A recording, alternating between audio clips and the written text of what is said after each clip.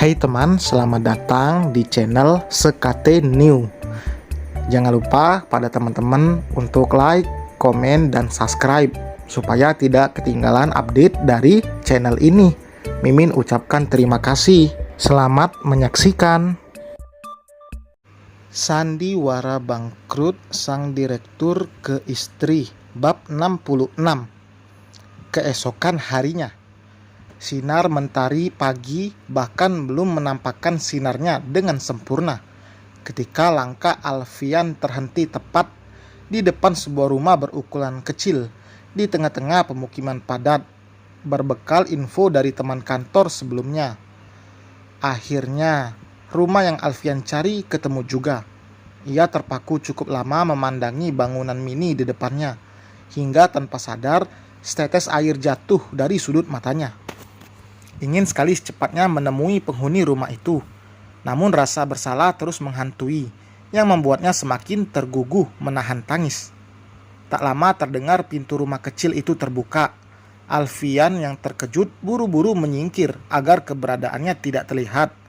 Dari kejauhan, ia terus memindai sosok wanita yang nampak sedang menyapu teras itu. Ingin menegur tapi masih ragu. Alfian sedikit lega setelah wanita itu masuk lagi ke dalam rumah. Setidaknya, ia punya kesempatan untuk mengatur hati agar siap bertamu ke rumah itu. Jarum jam sudah menunjuk di angka 6:15 ketika Alfian menengok arloji di pergelangan tangannya. Sudah hampir setengah jam ia berdiri, namun keberaniannya untuk menemui penghuni rumah masih lembek. Tapi tidak ingin waktu terus terbuang, sementara orang di dalam sana akan pergi bekerja sebentar lagi. Alfian mencoba memantapkan keberanian diri. Ia menarik napas dalam, kemudian membuangnya perlahan, lalu melangkah menuju depan pintu. Keraguan yang masih bersarang, Alfian buang jauh-jauh untuk sementara waktu. Diketuknya pintu rumah kecil itu 3 kali, yang disusul ucapan salam lembut setelahnya. "Mas, itu ada orang di luar. Coba kamu buka pintunya." Tak lama, pintu kayu yang warnanya sedikit kusam itu terbuka perlahan, semakin memancing detakan kencang di jantung Alfian yang tengah berusaha tenang. Ditatapnya wajah pria di depannya dengan rasa tidak percaya. "Alfian?" tegur pria di depannya dengan ekspresi tidak percaya, sama seperti Alfian. "Pak Adrian." Tanpa pikir panjang, Alfian memeluk erat tubuh bosnya yang sempat terpaku sesaat, yang akhirnya menyambut juga pelukannya dengan menepuk punggungnya. "Ini beneran kamu?" tanyanya Adrian bernada kencang hingga mengundang Mairo datang menghampiri. Sambil menangis, Alfian bersimpuh di kaki Adrian yang disusul kata maaf berkali-kali. "Maafkan atas kesalahan saya, Pak.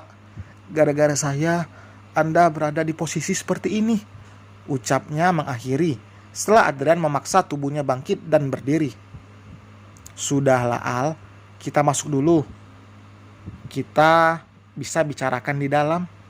Ayo," ajak Adrian kemudian, yang langsung mendapat anggukan dari Alfian.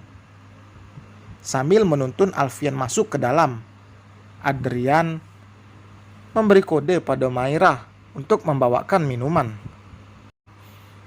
Melihat Alfian mengedar pandangan ke seluruh bangunan kecil yang ditempatinya, ada rasa aneh dalam hati Adrian.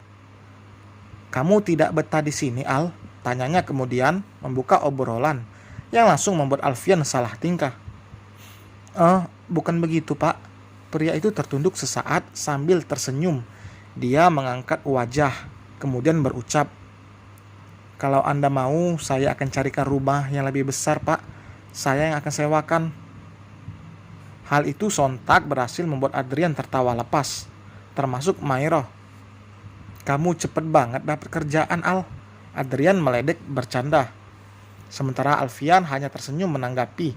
Sengaja ia berbasa basi lebih dulu, sebelum memutuskan mengungkap hal serius yang kemungkinan besar akan mengejutkan hati bosnya itu.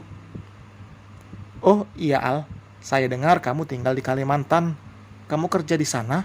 Tanya Adrian ingin tahu setelah hening beberapa saat. Pak Adrian, namun Alfian tidak menjawab.